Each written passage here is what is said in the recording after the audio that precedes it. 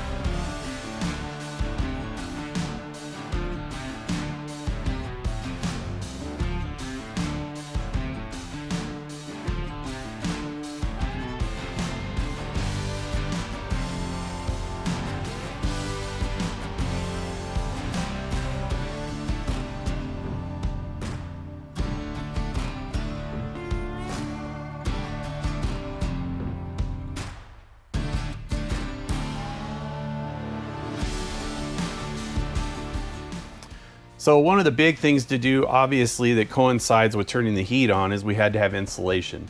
So this trip has been huge for getting the insulation done.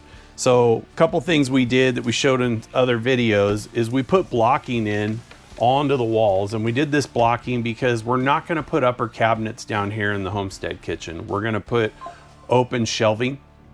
And so we got the blocking in. Lisa did most of the insulation work. All of the insulation's in. The exterior walls are rock wool. Forgot what we used. Are all rock wool. Now there is a breathable membrane on the exterior, and then there is all metal because it's a metal barn. And then we did put vapor barrier up. We use the Sega products, which helps us hang the sheeting. It's like the easiest thing without having to use staples.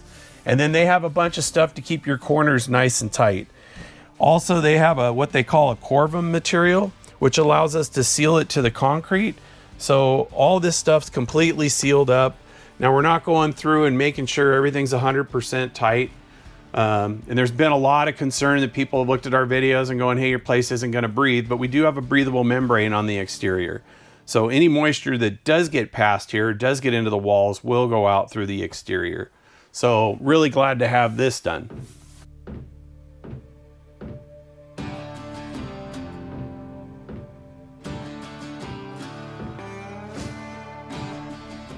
So this was a great trip for us because we were able to finish our hot water, which in essence gave us our radiant heat, which has been amazing on this trip.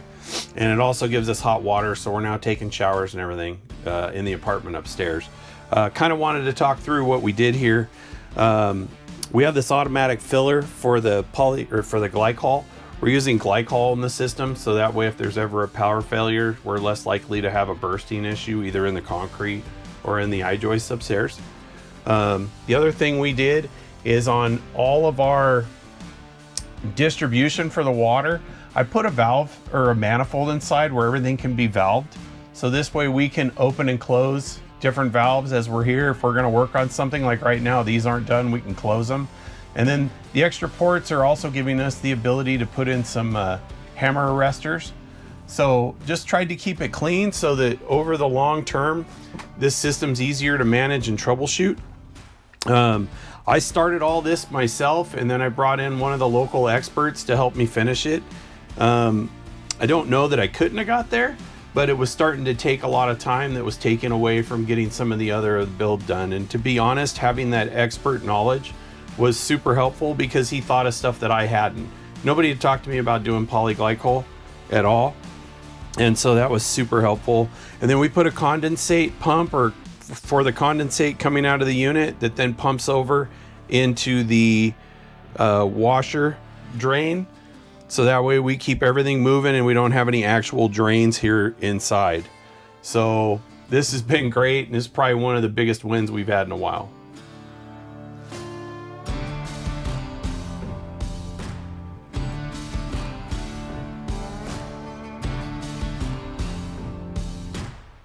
Couple of small things I don't want to take for granted. We did the dryer vent and also the vent for the hood that's going above the stove. We did kind of a commercial stove. I mean, we did a 48-inch stove. Didn't go with anything super ultra fancy, but wanted to make sure we had plenty of ventilation.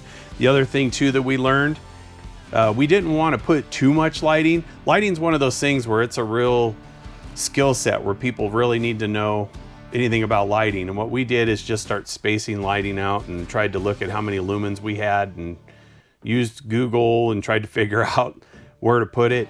One of the things we missed on the upstairs apartment was that there was no light directly over the sink.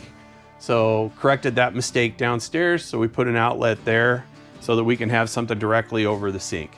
So it's nice to have all these little details, you know, that we learned from, you know, even before we started upstairs and now downstairs, trying to correct those so we don't make the same mistakes twice.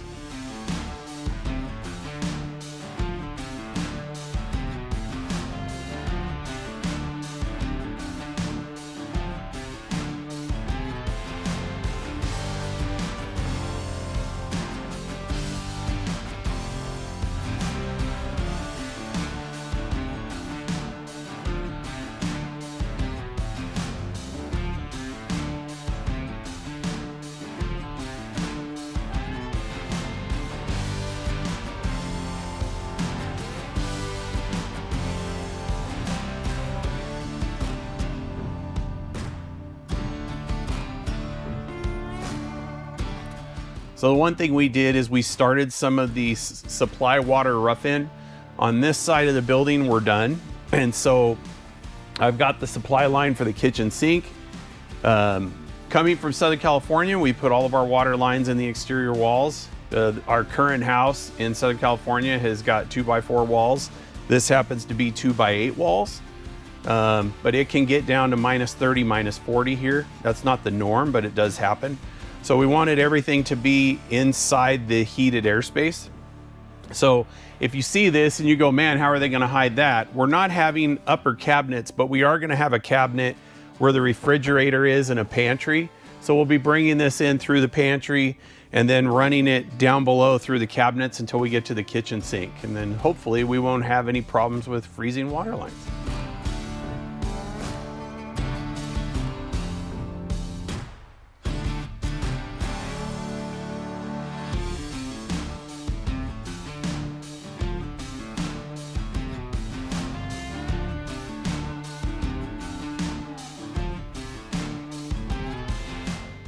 Another big win on this trip is we finished all of the rough-in for the electrical.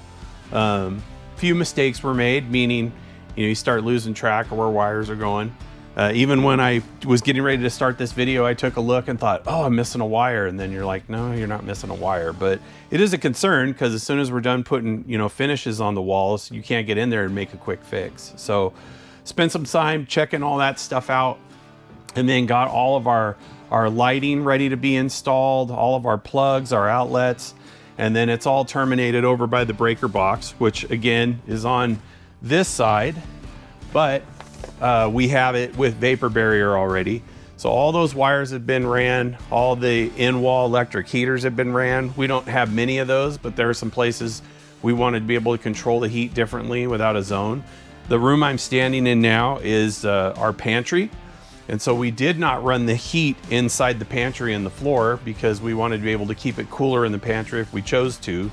but we also put some supplemental heaters in each one of the walls so that if we find it's getting too cold and it starts to get to a point where we're worried, we can turn the electric heat on. So really glad to have the rough end done on that as well.